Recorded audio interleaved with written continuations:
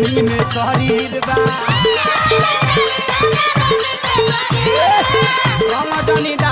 दोस्तों एक बार फिर से खेसारी लाल यादव ने एक गाने को रीमेक किया है जो कि 2014 में आया है गाना, जो कि उस हिसाब से बजा था जिस हिसाब से बजना चाहिए। और आज भी मार्केट में होली का गाना ये बहुत जबरदस्त बजता है, जो कि आप यहाँ पे सुन सकते हैं कितना अच्छे तरीके से बजता है गाना।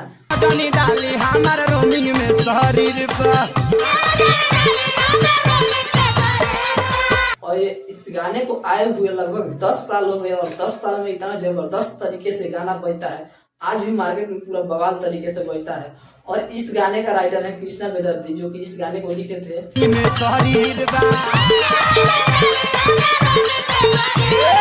और इस गाने का भी रीमेक किया गया है और इस गाने इतना अच्छे तरीके से इसका रीमेक किया गया है जो सुनने के बाद लगता है कि हाँ होली का गाना आया है क्या। और इस गाने का भी रीमेक किया गया है जो कि बहुत ही शानदार सुनने में लग रहा है कि हाँ कोई गाना खेसारी लाल यादव किसी गाने को रीमेक किया है।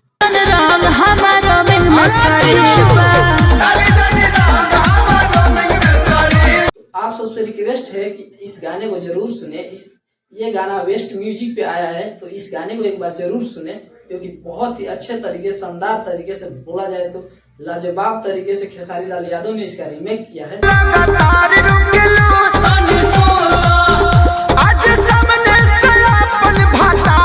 और इस गाने को भी कृष्णा बेदर्दी जी ने ही लिखा है। जो ये गाना है होली का, इस गाने को भी कृष्णा बेदर्दी जी ने लिखा है। बहुत ही शानदार तरीके से लिखा है इस गाने को। अगर होली में किसी का गाना बजेगा तो वो है ये खेसारी लाल यादव का गाना, जो बहुत ही ज्यादा शानदार गाना है।